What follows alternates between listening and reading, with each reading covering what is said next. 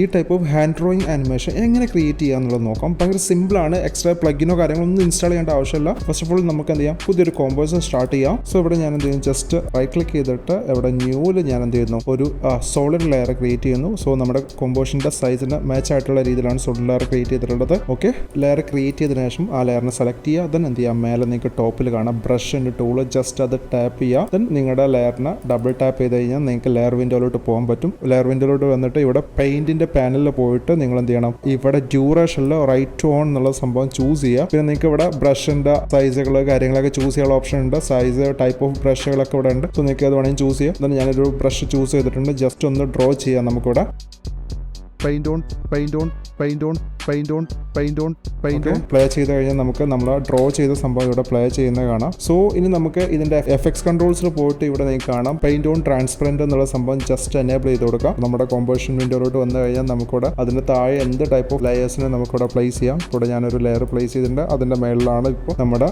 ആ ആനിമേഷൻ വന്നിട്ടുള്ളത്. Just you എന്ന് ടാപ്പ് ചെയ്ത് കഴിഞ്ഞാൽ നമുക്ക് അതിന്റെ ഇവിടെ കീ ഫ്രെയിം കാണാൻ പറ്റും. സോ കീ ഫ്രെയിം വെച്ചിട്ട് നമുക്ക് എന്ത് ചെയ്യാൻ പറ്റും, ഇതിനെ മാനിപ്പുലേറ്റ് ചെയ്യാൻ പറ്റും. എത്ര സ്ലോ ആയിട്ട് വരണമെങ്കിൽ സ്ലോ ആയിട്ട് നിങ്ങൾക്ക് ചെയ്യാം. അതുപോലെ തന്നെ ഫാസ്റ്റ് ആക്കണമെങ്കിൽ ഫാസ്റ്റ് ആക്കിയിട്ടും ചെയ്യാൻ പറ്റും. സോ ഇത് നിങ്ങൾക്ക് ഇൻട്രസ്റ്റഡ് ആണെന്നുണ്ടെങ്കിൽ ജസ്റ്റ് നമ്മളൊന്ന് ഫോളോ ചെയ്യാം.